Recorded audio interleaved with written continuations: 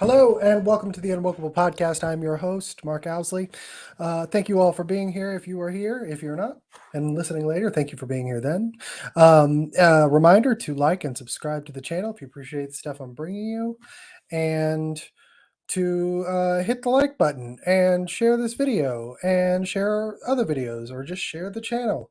All of that is appreciated. Hit the little bell, make sure that you get notified when I come on. And okay, we're going to dive in. First of all, let me actually say this: if you are in Oklahoma, you need to go and vote for Ryan Walters today. Okay, he is the um, unwoke candidate for Oklahoma State Superintendent. So make sure you go do that. And if not, uh, show some support in other ways. You donate to his campaign or just show him some love on the interwebs. But the reason we have gathered here today on the Unwelcome Podcast channel is to talk about DEI in the FBI. Okay. And recently, this has been an issue, I believe, a systemic issue that has been years in the making that we've seen come of age, as I said in my article, during the Trump raid and some other things that have happened since then, just kind of a targeting of just normal American citizens through surveillance, through targeted harassment at different points. Now, I just want to point this out. I am a general supporter of the police. Okay. I fought against defund the police in Norman when the mayor here, Norman, Oklahoma, when the mayor defunded the police, the only city in Oklahoma to do that. But what came of defund the police is actually what I believe is causing the harm in the FBI right now and the Justice Department in general, is that this ideology was embedded into the city government, into the city police department. And, in a red state like Oklahoma, that has resulted in a general lack of interest in becoming a police officer. But what also came of that, and I'm just going to talk about Norman for a second, and we'll move to the FBI in just a moment. But what happened in Norman is also, not only do you have new people not wanting to become police officer in Norman, but you had a massive exodus of retired police officers, or excuse me, a massive exodus of police officers who retired, maybe much before they would have if not for defund the police. And you kind of have this general cleansing of any employee of that department that disagreed with what was happening to the police. And the result of that has been pretty bad for the city of Norman, right? And immediately the city government instituted a city DEI office and a police officer DEI office. And this goes into what I'll be talking about with the FBI, because if you've been watching my channel, DEI is the inclusion part of DEI is focused on hiring. And not only will it push people out who disagree with its tenets, which are all based in critical race theory, queer theory, critical theories in general, basically Marxist identitarianism, okay? But it will prevent people who disagree with that from getting in by screening candidates. I spoke with the real Ron, real shout out to real Ron if you're listening to this or ever do, yesterday, and he was talking about how he was going to be a substitute teacher in Owasso, and he FOIA'd their information and saw that they had bullet pointed to him based upon what they saw from his political speech, saying that he was misogynistic and homophobic and transphobic and all of the phobics. They wouldn't let him be a substitute teacher. It's a dad in the district, right? That's what DEI does. He latched hold of a piece of paper that was about him that actually explains what DEI does. And they will go and they will check all your social media. They will check everything you've ever done. And if you, even down to just having supported Trump, which is what we'll get into, you know, they will bar you for employment in their institutions. That's what DEI is for. It's a it's a wall that it's a wall that keeps people out, and it's a cudgel that kicks people out that don't agree with the ideology. And just to get back one last point on this is that it's race and gender and all of those things are just the shield that protects this ideological enforcement. Okay, it is just a shield that protects it. It's the outward coating of what amounts to political ideological discrimination. It uses its professed civil rights purposes, okay, to cover itself from anybody being able to critique it. And that is it's another manipulation mechanism, and it's all designed to protect it. But the real goal is to make any institution ideologically pure. Well, this becomes really dangerous when you talk about law enforcement, okay? Because just look at what happened in Canada during the trucker strike or the sit-in for the truckers. If you want to see where America is going in 10 years, in 5 years, maybe shorter depending on who wins the next few sets of elections, look at Canada. Because those truckers were not a terroristic group. They were not violent, and they were ridden out by the police. Well, Canada has long since become a very ideologically backward society. I believe over the last 10 years under Justin Trudeau, and it has it has long since lost its Western values when it comes to that. And a lot of that is because of this diversity, equity, and inclusion injection. Okay. And so I'm going to throw up my article here. I'm going to do it so you can see it a little better. Okay. So this is my article I wrote, and I did a good bit of research on this to come up with it, and all comes back to it all comes back to Barack Obama. Now, Barack Obama is he meant to be and was a transformational figure.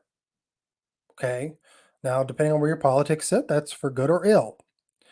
I'm not here to beat up on Barack Obama, except for the fact to show you that he's gone considerably more to the identitarian left since he left office because he's not responsible for placating any center part of his party. And I firmly believe that what we're seeing from Joe Biden and what we're seeing from the Department of Justice and what we're seeing from the FBI is an outbranch of what Barack Obama wanted to start. And it goes back to an executive order that was signed by Barack Obama in 2011. We'll get into that. So I begin this article just by saying, look, the FBI raided the house of a former president, which is an unprecedented move. And even, George Conway, who's no fan of Trump, down to the, fact that he could attack his own wife at times by because she was working for Trump, said in his own words, and I quote him here, and he says, "They have crossed the Rubicon. It's unprecedented." A notorious critic of Donald Trump. So it's just, this is Jordan Conway, I guess, it's just remarkable thing to see that the FBI and the Justice Department would take such a step. That's exactly right. Okay. no matter which way you look at it, no matter which side of the aisle you're on, support it or don't support it, okay? The act of the FBI going into the former president's home in grand fashion, almost as if it were designed to catch attention, right, is unprecedented. And they knew that was going to happen. See, that's the part that is freaks me out about it, is that the way they went in, they knew that was going to happen. They knew it was going to be a big firestorm. When Garland signed the permission to go in, when he signed off on it, they knew it was going to be a big firestorm. And I don't buy that the White House didn't know. See, this is the thing that people forget, is that the Justice Department is part of the executive branch. And according to the Constitution, that makes the President of the United States the chief law enforcement officer. Because after Nixon and all of that happened, and he, I think it was Bloody Sunday, they called it, where he fired the Attorney General and all of that to try to prevent his tapes from being released. Before that, it was not considered taboo for the president to completely control the Justice Department, down to the point that John F. Kennedy appointed his brother Attorney General, and people never batted an eye. So because of Nixon, and because of that split, that moral split, it's not something that's in the Constitution. The president has complete purview over the Attorney General, over the FBI, over the Justice Department. He hires and fires, and he can direct even those departments under the Constitution of the United States. So to tell me that Joe Biden didn't know that this was happening is, I think, just patently ridiculous. If he didn't know, it's not because they weren't supposed to tell him constitutionally or legally. Okay?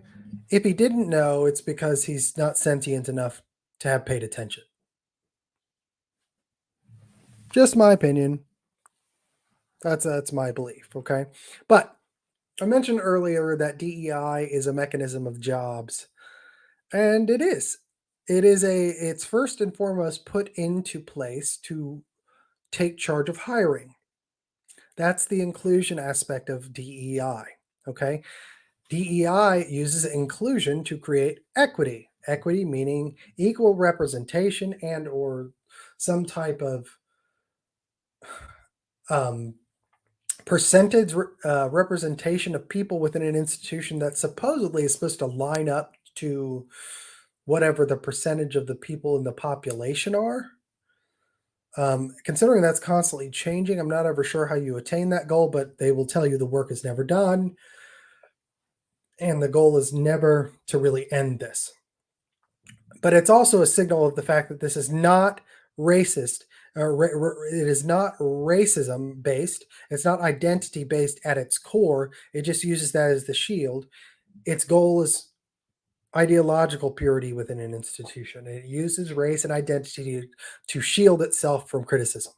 Okay, so they crossed the Rubicon when they went after Trump, and they invaded his home to do search warrants and things like that, to search for whatever. And the whole reasoning behind it just doesn't make any sense.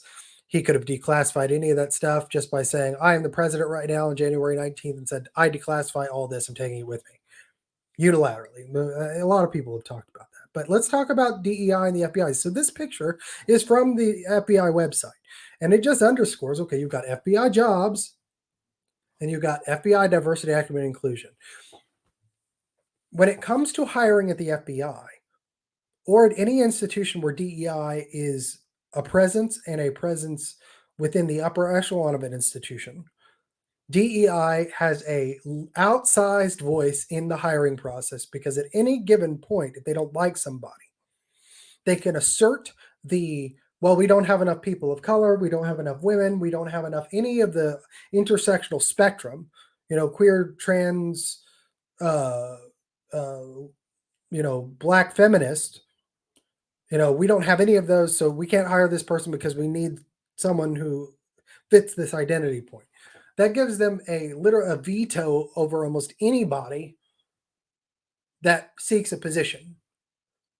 And that's in the extreme, and that's probably not how it works all the time, but make no mistake, it is happening. And it's happening at various levels to various degrees across the entire institution. That is its goal. And so I'll just move on with my article here for a moment. Okay. I say, there's astonished onlookers that saying, how could this happen? How could this happen? How could the FBI do something so brazenly political? How could the DOJ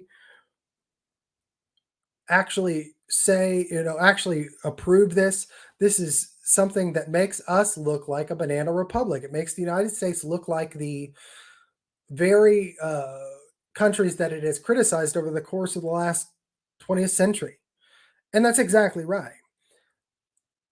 But what people don't understand is that this process has made it didn't happen this way overnight.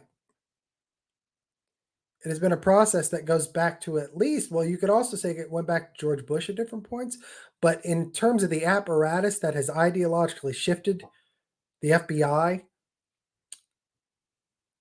it goes back to Barack Obama in 2011. And I just said, look, here's a Director Ray. He says the diversity and inclusion of our workforce is something I care deeply about because the success of our effort impacts our operations, our culture, and our future. Right? And this sounds like an innocuous boilerplate visionary statement, but it's not. It's absolutely not. He's saying something specific. James Lindsay said this the other day, well, before he got kicked off Twitter, that the language that they use sounds innocuous. It sounds like mumbo jumbo. It sounds like it's pie in the sky, nothingness, but it all has a purpose, and we'll see that. And this is from the director, okay? Diversity and inclusion. Notice he leaves out the word equity, but this is at the top of the FBI website. The division within the FBI is called diversity and inclusion. They don't call it diversity, equity, and inclusion until 2020, 2021, after George Floyd. And then they added the equity piece, as they say, right? They added the equity piece to basically round the circle. Equity is the goal, and inclusion is the method. Diversity is the shield, right? That's pretty much it.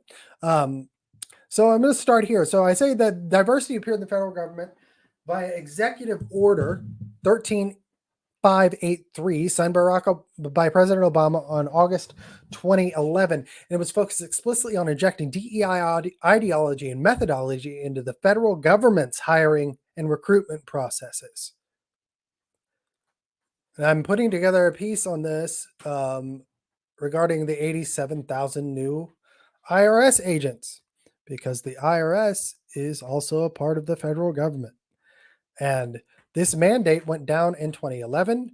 Trump did not do anything to rescind it.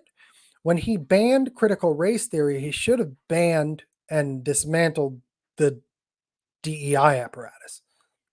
And this is where I will take Chris Rufo to task. I will take even James Lindsay to task on it, because I was telling them way back then too, if you don't do anything about DEI, if you don't focus on that, okay, if you don't, they will not, nothing about this will happen. You can ban all the ideology that you want, but none of it's going to do any good if you don't focus on the delivery mechanism and the actual bureaucratic mechanism that is designed to implant critical race theory into the federal government. So I will say this, and I will say this to anyone, and I will talk to anyone. I'm actually going to talk to somebody this afternoon, Angel Eduardo, who I kind of critiqued his piece from FAIR yesterday, that if you don't deal with this mechanism, you will never get critical race theory out of your institutions.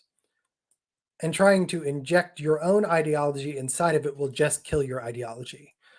you are not going to be a vaccine with some, you know, notion of enlightenment, which I agree with, because this whole process was designed to use that and use and host it and eat it away, and it has in our institutions. So it appeared in 2011, and this is all focused on, this entire executive order is focused on hiring. It's focused on transforming the workforce, and it was signed on August, 11 years ago, almost to the day today, in the federal government. So it has been active and spreading across the federal government's hiring processes all the way through Barack Obama's second term and all the way through President Trump's first or his only term up to this point, and now through 2 years of Joe Biden. And it's in this mandate was for the entire federal government. So I say the EO is tasked the director of the Office of Personnel Management to develop, and this is directly from the executive order, okay? Quote, develop and issue a government-wide diversity and inclusion strategic plan. In parentheses, it said government-wide plan designed to review applicable directives to agencies related to the development or submission of agency human capital. I'm going to read that again.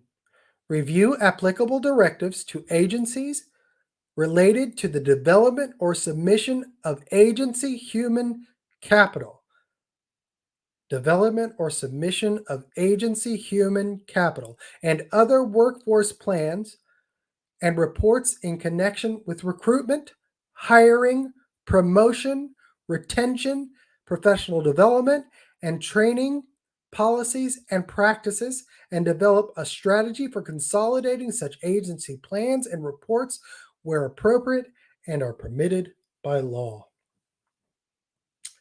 Now that is a lot.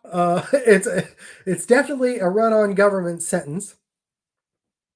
And so, as someone who's really myself in my own writing had to fight against the notion or the tendency to write run-on sentences, because it's just kind of how my brain works. I can see. Can you see this here? I'm going to read it one more time because I think it deserves. This is from President Obama's executive order in 2011 to instill diversity and inclusion into the workforce. In the workforce. The name of it is Establishing a Coordinated Government-Wide Initiative to Promote Diversity and Inclusion in the Federal Workforce.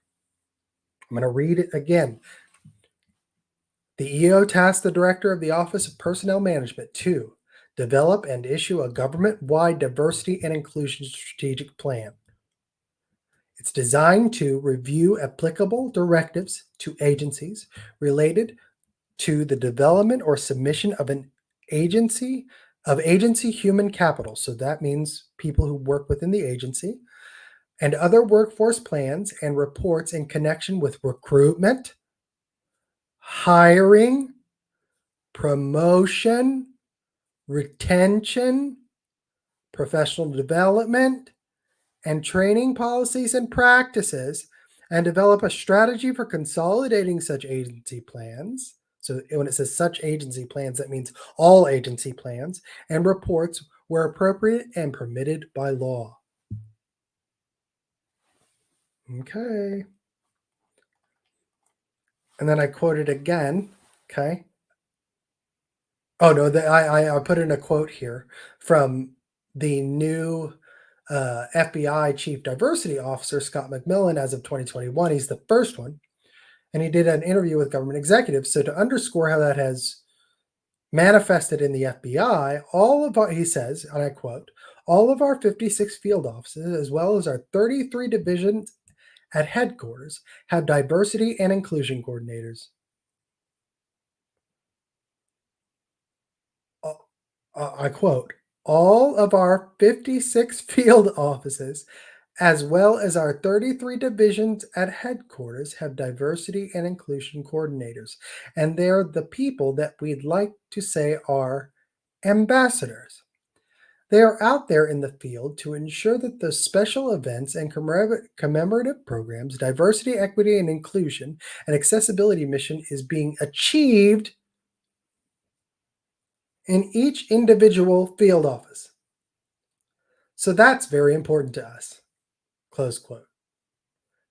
That's the FBI Chief Diversity Officer, Scott McMillan. And I touch on that a little bit later. But that was 2011 that Barack Obama signed that executive order. That quote I just did from Scott McMillan was in 2021. So it took most of Barack Obama's second term for the EO to manifest at James Comey's FBI. Okay, it must be underscored that James Comey was in charge of the FBI at that point, and he is the person that actually implemented diversity, equity, and inclusion into the FBI. And I'm going to show something from him that I didn't include in my article that I think is very interesting, that underscores all of this in a little bit. So stay tuned for that. You're going to want to see it. But this directive represented the systemic ideological shift in the recruitment and hiring practices at the FBI. It created 3 separate DEI advisory boards. Okay. This policy directive by James Comey in 2015, on November 24, 2015, created 3 separate DEI advisory boards devoted to enhancing DEI recruitment, and a DEI coordinator in all positions, as we showed that has now happened. Okay. And this is a quote directly from that policy directive for the FBI. And I actually take pictures of it here and you can see it in a second. But the FBI headquarters, the FBI HQ, divisions, and field offices FO must designate a D&I coordinator or D&IC to ensure that diversity and inclusion principles, policies, and practices are implemented throughout the Bureau. So that is from the 2015 policy directive. Okay. And this is a picture of it. And as we saw just a moment ago, this policy directive has come to fruition. 56 field offices, 33 divisions, and headquarters have diversity and inclusion coordinators. Okay. And as you can see here, what this does is it created this is within the FBI. And this is at every field office, every headquarter, 56, 33, all of them. Okay. I just want to 56 field offices as well as our 33 divisions at headquarters. This directive created a diversity equity council, executive council, that serves, and it says here, serves as an executive advisory council to the FBI leadership on diversity issues impacting outreach, recruitment, hiring, professional development, retention, transparency, sustainability, and best practices. So the executive council is focused on hiring new agents and promoting new agents and retaining agents that they already have or getting rid of them. See, that's the inverse of this. You've got to remember what include means. Okay. The Supreme Court says that to include something is to necessarily exclude something else. All right. So that is the Diversity Executive Council at the FBI. Now, it also created the Diversity Advisory Committees, not committee. So you have one council, but committees, right? Plural. Diversity, and I'll just read this one. Diversity Advisory Committees are established and supported by the D&IS, that's just DEI, basically. Back then, they didn't have the E yet, just so know that. So I'm just going to call it DEI because that's what it is now. As part of the FBI's Diversity and Inclusion Strategic Plan, advisory committees are groups within the FBI that are designed, that are aligned by cultural, ethnic, and racial affinity.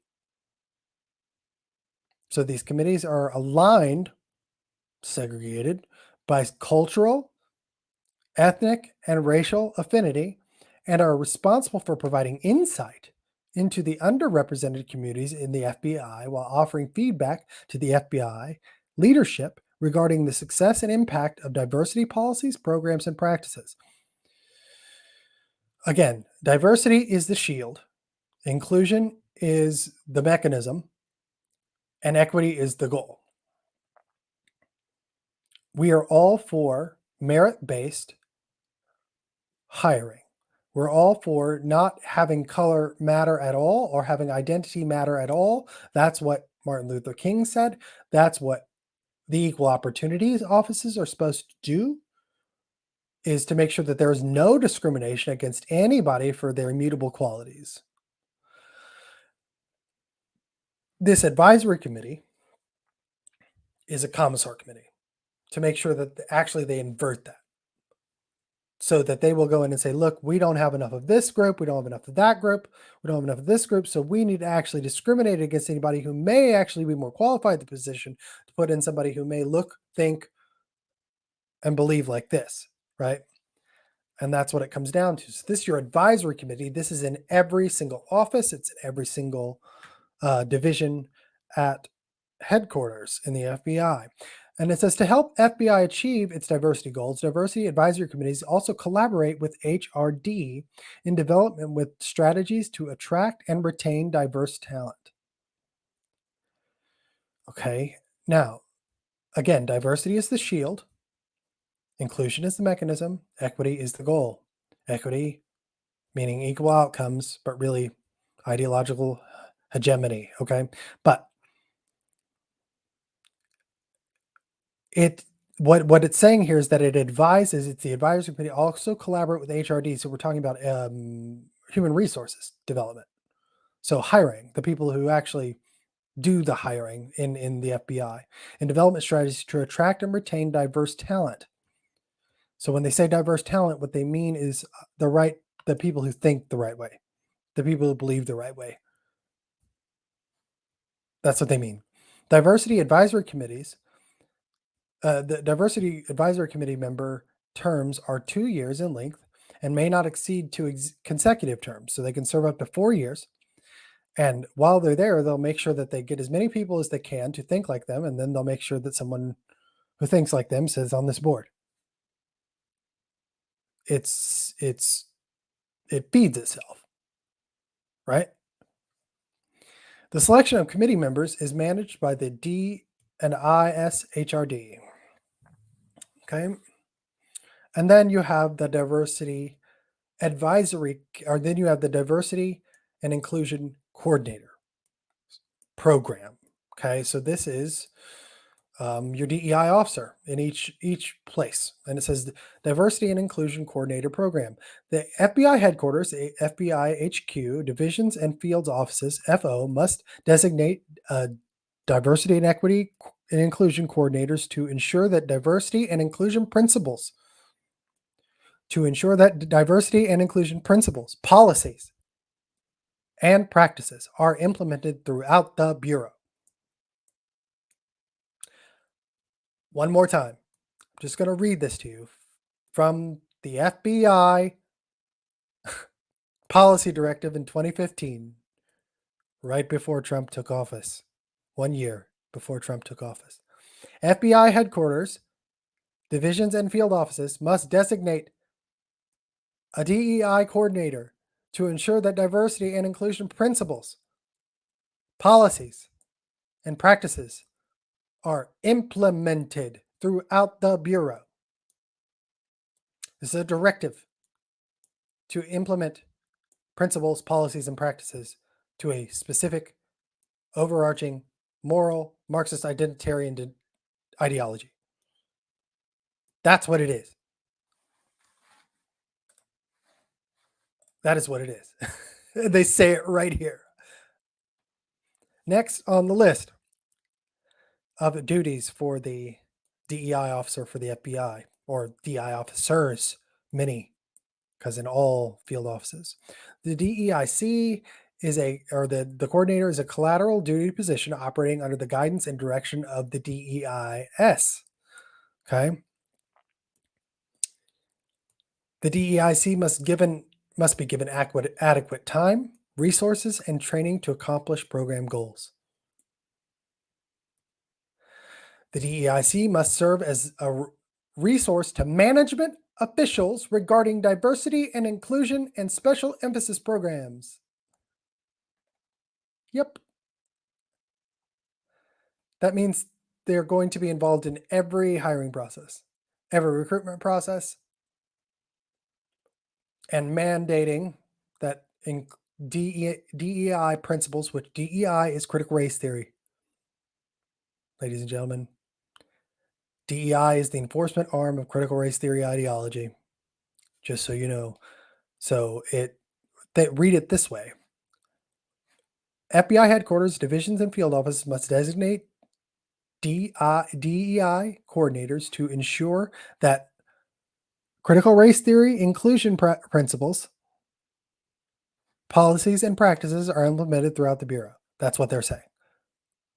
So what we're fighting to try to get out of our schools has been injected and was being injected into the federal government as of 2011, and now directly into the FBI as of 2015.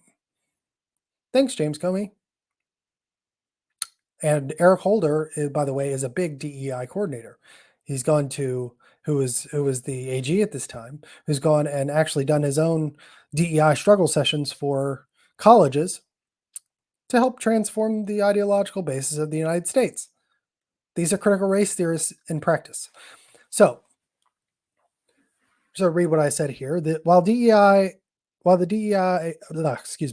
FBI directive claims an emphasis on hiring agents based on an outward characteristics such as race and gender, so that's what they claim. That's the emphasis, which in and of itself is and should be illegal based upon the 1964-65 Civil Rights Acts.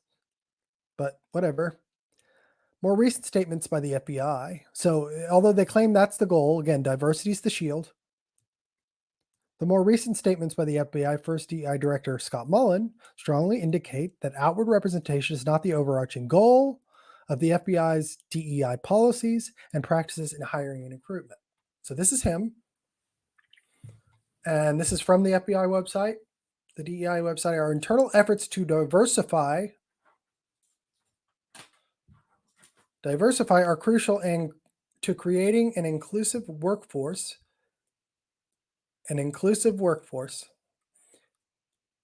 I just have to say this again. I know I keep repeating it, but the word inclusion legally, we're talking about a law enforcement office within the Department of Justice, whose whole goal is to enforce the law and interpret the law at a certain point, because you have to interpret the law to enforce it, right?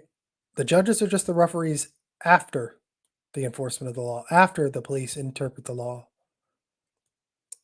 Just so you know, but inclusive or inclusion means and implies that if you include something else, if you include something, you're excluding something else. And so when they use the word inclusion, it's deliberate. So I'm just going to read the whole quote here from Scott Mullen, Chief DEI Officer at the FBI. Our internal efforts to diversify are crucial to creating an inclusive workforce and keeping the American public safe through effective and efficient investigations. And now they're raiding Donald Trump's house. Just going to say. So, to underscore how this has moved forward, this is from 2021. I did a little quote earlier on this. But in a December 2021 interview with the government executive, the FBI's first chief diversity officer, McMillan, plainly states that diversity, equity, and inclusion is designed to achieve a cultural shift within the nation's chief domestic law enforcement agency. And this is him, and I quote, "Here at the FBI, we're literally looking at doing a cultural shift, a change where diversity, equity, and inclusion and accessibility is literally within our DNA." Great choice of verbiage there, huh? You also see this DNA thing coming up at OU. OU DNA. Why is everything focused? They're focusing everything on the outward appearance because that is their shield. That is their shield.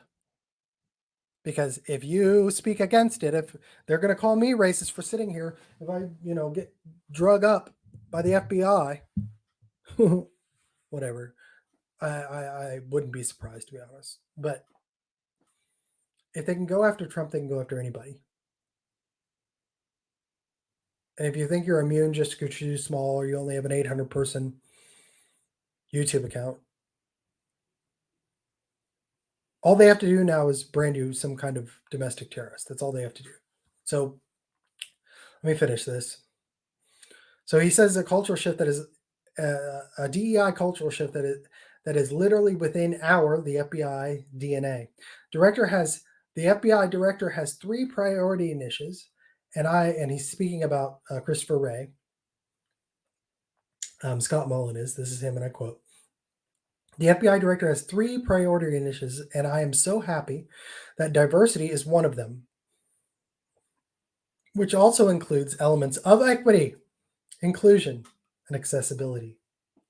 Accessibility, I think, is going to be another shield for them, because they just started really adding it, because it talks about for people who have handicaps and things like that.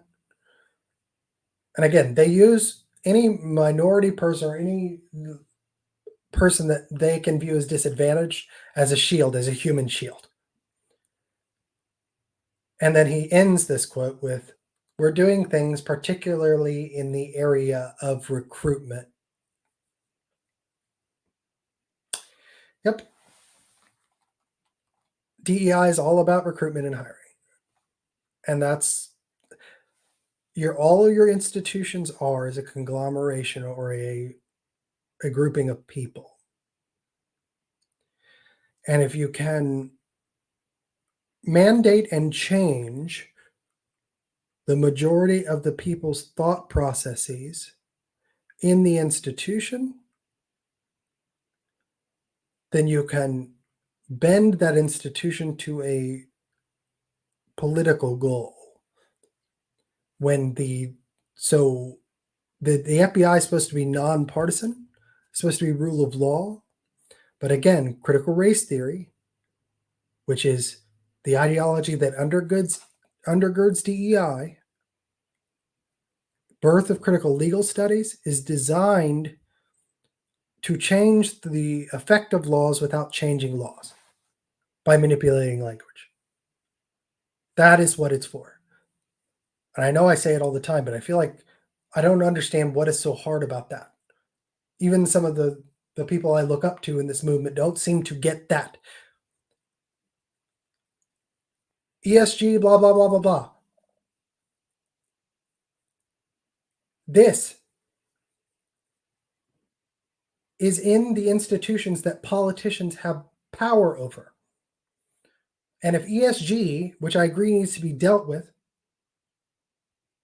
if ESG went away tomorrow, this would still be here. And we would still be in the same situation.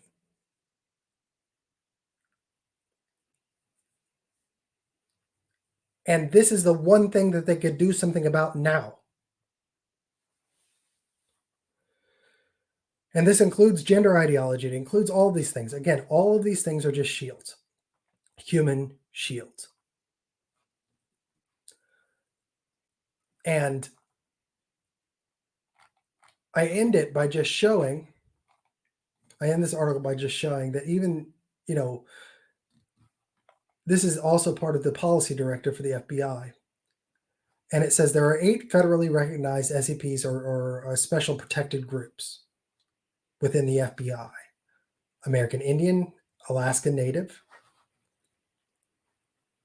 And these are the programs that are specifically geared towards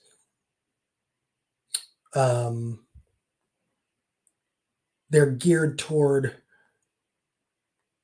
providing people in these groups with special consideration during the hiring process. So basically, it's a mechanism, it's affirmative action, but that's just discrimination on the basis of race, color, and sexual orientation or sexual identity. So these are all of the people, all the groups of people that are identified in this list are the people that you can discriminate against straight white men for, or straight white women, or one over the other, or one group over the other. Okay?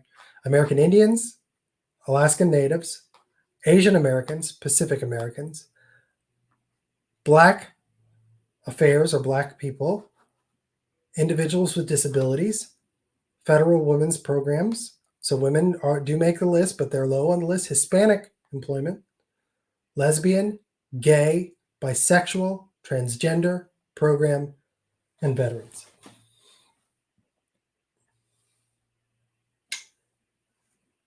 I don't get in today's age why you need to prefer someone of a based upon their sexual orientation. I just don't get it. And the last piece here, and before I end this,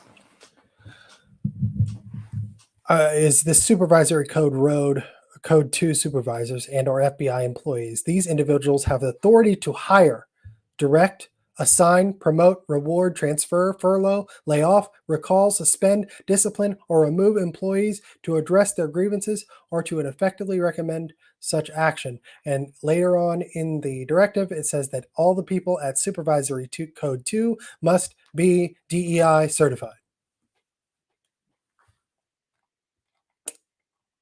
So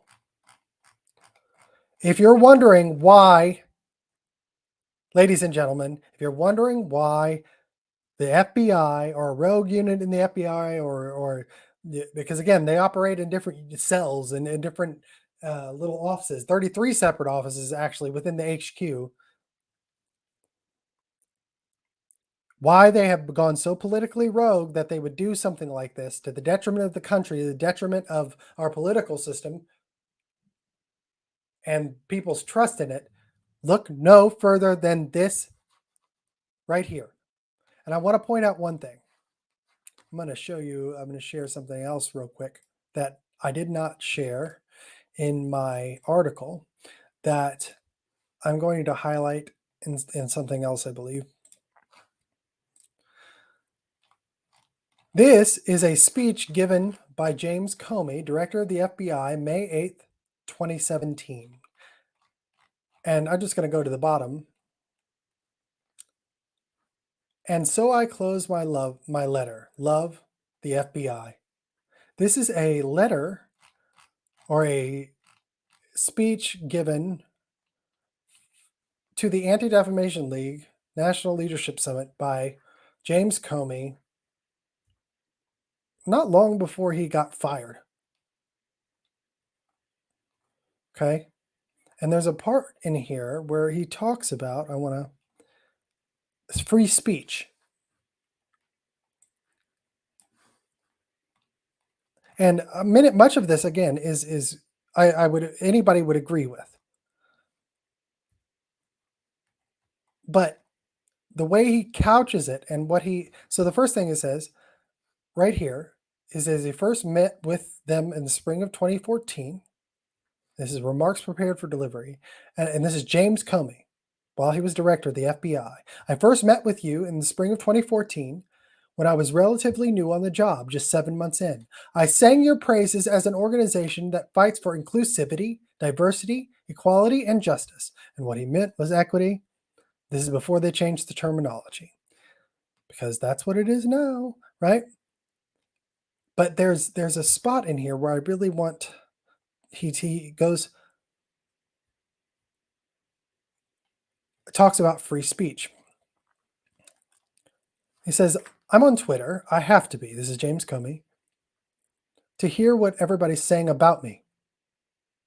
Okay. I'm not really sure why the director of FBI has to engage it that way, but the president was. So there you go. I get it. And he's probably talking about Donald Trump at that point. And it's a depressing place. So he's basically digging on the president.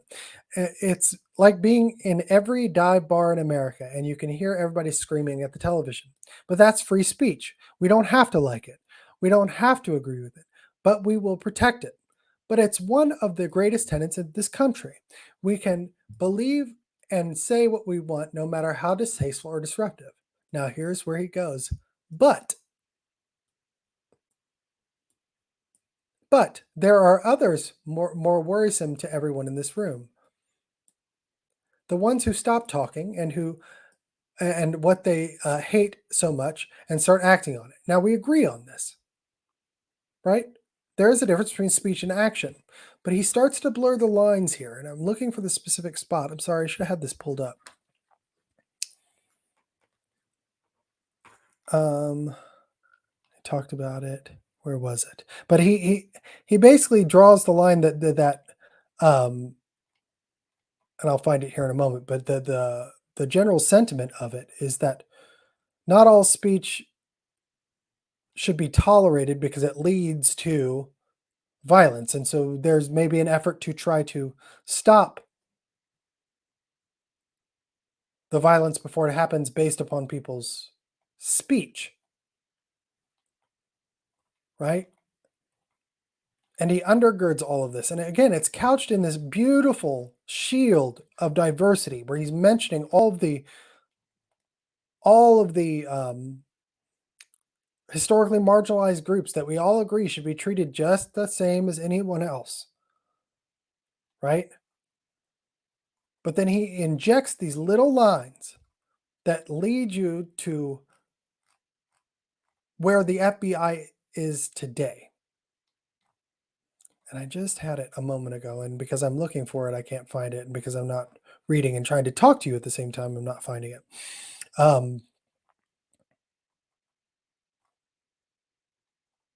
Oh, right here, he does a preemptive narrative. In the, he's talking about this letter that he had from J. Edgar Hoover to Bobby Kennedy, where it was talking about Dr. King being a communist. Okay, and Martin Luther King had some socialist tendencies. I don't believe he was a communist, but that doesn't mean there weren't communist influences in the thinking of the groups that were splintering off from Dr. King. That's the other part of this, is that there were very much some communist influences coming out of Stokely Carmichael and SNCC, which was a different group. And so they use this as a preemptive narrative to say, well, anybody who calls us a communist is just treating us like they did Dr. King, or calls us Marxist is just treating us the way that they treated Dr. King, and therefore we are Dr. King. And so, again, diversity is the shield. Okay, here it is. He says, you know that all too well that in a heartbeat, words can turn to violence. This is Director James Comey of the FBI in 2017. Because hate doesn't remain static.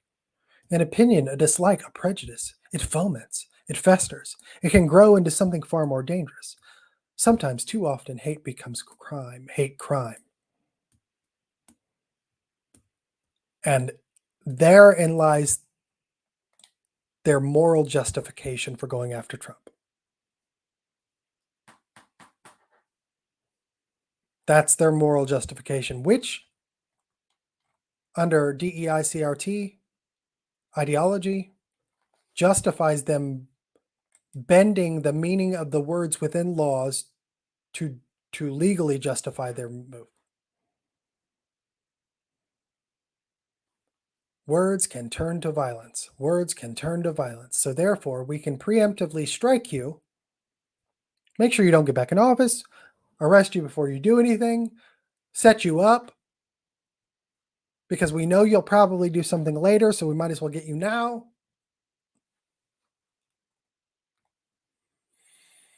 That's what the FBI is doing. And this is going back, again, James Comey's love letter to the ADL.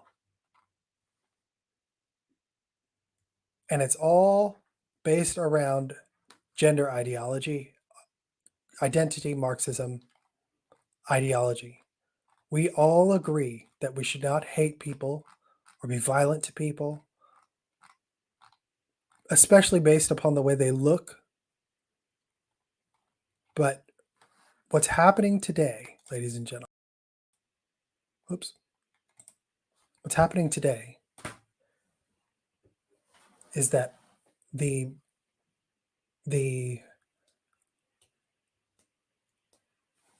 propose, or the way they use their care for marginalized people as a shield to discriminate against people they don't like about the way they think in order to achieve equity, which for them is a hegemony within institutions of a certain political thought. That's DEI in the FBI. That's DEI in the DOJ. That's DEI in the IRS. And when they have power, they will justify. Oh, here, Oceana, I didn't see your. I'm going to address this later on. I'm going to have a cast today. I don't know if you're still here, Oceana 23, but thank you for your comment. I'm going to address this later on today. I'm going to bring on Angel Eduardo. If you are in, if you are planning on flipping the script against DEI as a mechanism by injecting it with a classically liberal, which is basically a neutral viewpoint on these things, you will fail. You've got to remember something. This ideology was, well, how about this? Oceana, I'm going to be on with Angel Eduardo discussing this, and I don't want to give away my talking points or no, they're more than talking points. I've actually studied this. But I will say this. CRT was made to infest classical liberalism. And it did it almost immediately.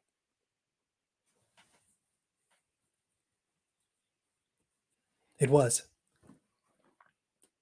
So there's a valid point there, but I don't think it's operable. I just don't think it's operable. So, but come back onto the channel at 2 today. I'm going to have basically that conversation with Angel Eduardo. If you like what I'm giving you here, I know I kind of droned on a little slower today, but if you liked what I did here, like, subscribe, hit the bell. And if you have any questions, put them down in the chat. I'll do my best to answer. And thank you for being here. I really appreciate it. We'll see you at 2 p.m. today. Thank you.